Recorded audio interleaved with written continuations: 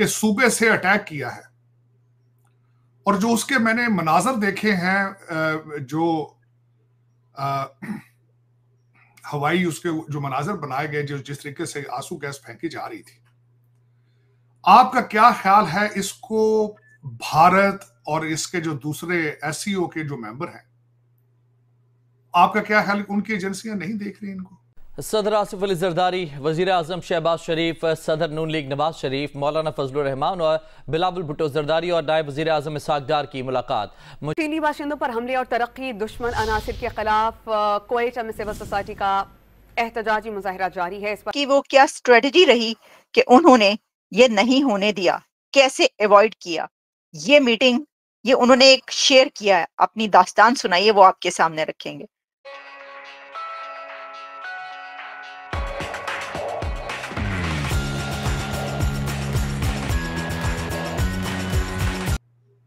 जहां रशिया का prime minister आएगा, यहाँ पे चाइना का प्राइम मिनिस्टर आएगा, आपका क्या ख्याल है कि वो सोए पड़े हैं, वो नहीं देख रहे सारा कुछ? क्या मंजर पेश कर रहे हैं आप? ड्रोन से जो तस्वीरें मैंने इस्लामाबाद को जलते देखा है, उसमें मैंने एक कंक्लूड कर दिया कि पाकिस्तान हार गया है, आवारगी जहालत जीत गई है। आज मैं समझता हूं कि चाइना जस्टिफाई करेगा कि वो ना आए, रशिया जस्टिफाई होगा कि वो भी अगर ना आए, इसी को बहाना बनाकर कराची हमले को बहाना बना लिया जाए।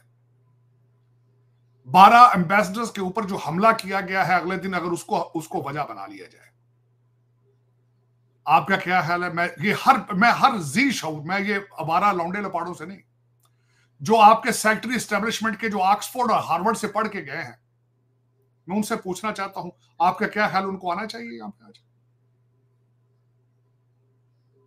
डॉक्टर जयशंकर साहब से पूछना चाहूंगा मैं आज, आप 9 साल के बाद आ रहे हैं, 9 साल के बाद फिर एक शख्स ने उनको डी चौक में आके खिताब करने की दावत दी है। क्यों भी वो उनको क्यों भी उन्होंने बुलाया तुमने?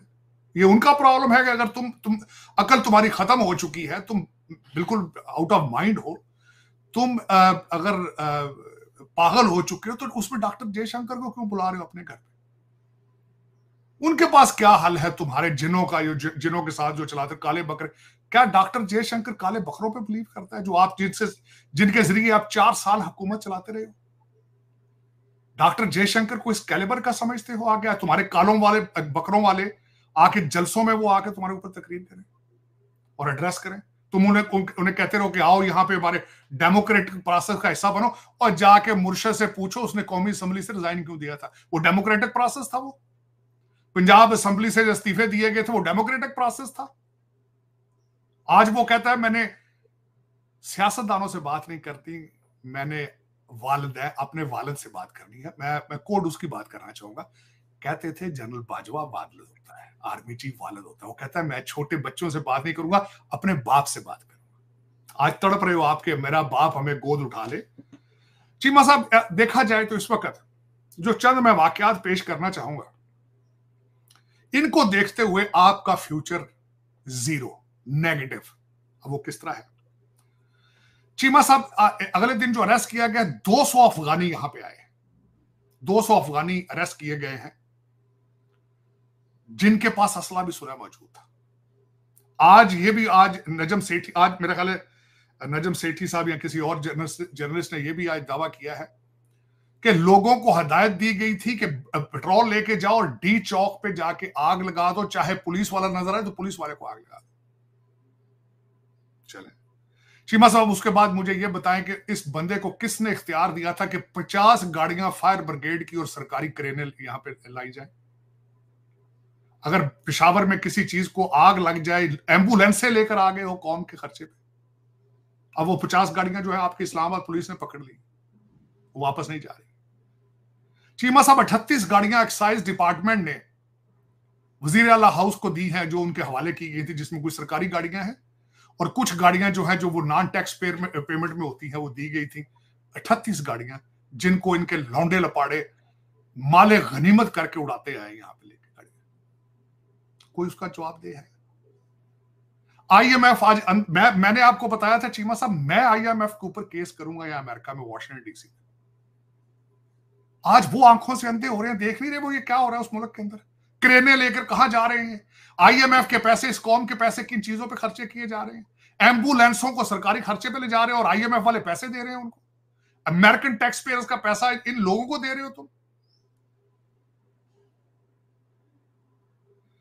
चलें चीमा साहब, उसके बाद मैं एक तो ये बात करनी थी। दूसरी बात आपने खुद की है, आज मैंने देखा है कि बीबी नेतन्याहू थर थर कांप रहा था खौफ से, उसकी टांगें कांप रही थी, घबरा गया था। उसकी वजह है, कहता है सुना है जरदारी साहब ने ऑल पार्टी कॉन्फ्रेंस बुला ली है प्रेसिडेंसी में, और सबने जर्दा चावल खा के इजराइल को चैलेंज कर दिया है। वाह भाई वाह। चीमा साहब, मैं हैरान हूं इस कौम पे।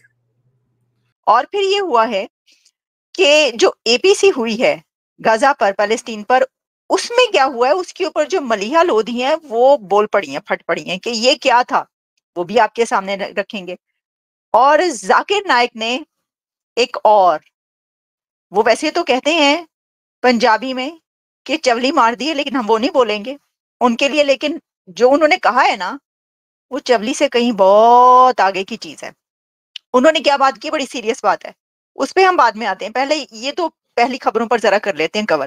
तो ये क्या हुआ है, हम कह रहे थे कि देखिए शहबाज शरीफ से तो कोई मिला ही नहीं, उनकी तो वहां पर मुलाकातें, इंडिया के जो प्राइम मिनिस्टर हैं मोदी साहब, उनकी देखें कहाँ कहाँ पर मीटिंग्स हो रही हैं, कितने बड़े बड़े वहां पे जब वो पहुंचे हैं तो डॉक्टर जयशंकर से लेकर और मोदी साहब तक किसने मुलाकातें की हैं, खुद बुला बुला के उनकी मीटिंग्स हुई हैं।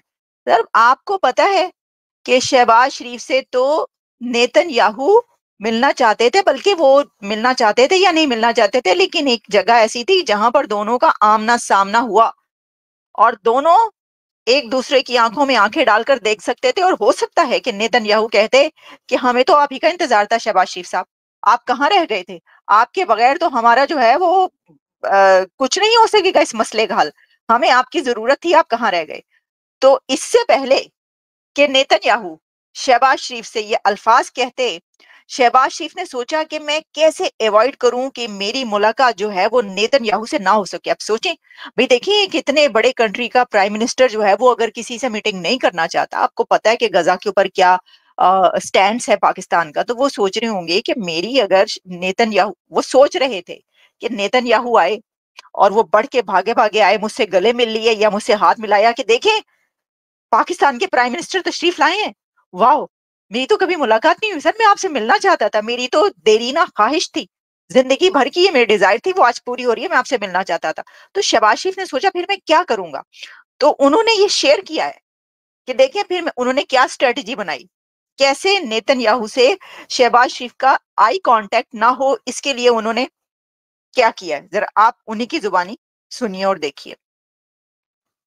कि वज़ीर आज़म आप जिस रूम में आप बैठेंगे वहाँ पर शायद नेतन्याहू आएँ, और क्योंकि उसके बाद उनकी तकरीर है, तो मैंने दिमाग को थोड़ा सा मैंने अर्क-रेज़ी की कि इस तरफ से रास्ता है, मैं अपना मुंह इस तरफ कर लूँ, इस तरह बैठ जाऊँ ताकि वो पीछे से आएँ और मुझे ना देख पाएँ, अगर देखेंगे फिर तो गुजर जाएंगे, जब गुजरेंगे तो मैं एक तरफ बाहर निकल आऊँगा ताकि मुझे उनसे हाथ मिलाने का वास्ता ना पड़े।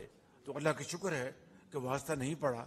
मगर अब आपने देखा जी, देखे उन्होंने क्या क्या, उन्होंने कहा अर्क रेजी, दिमाग की अर्क रेजी उनको इस्तेमाल करनी पड़ी है इसके बीच कि आखिर एक ऐसी सिचुएशन में जहां पर दुनिया के दो बड़े लीडर्स का टाकरा होने वाला है।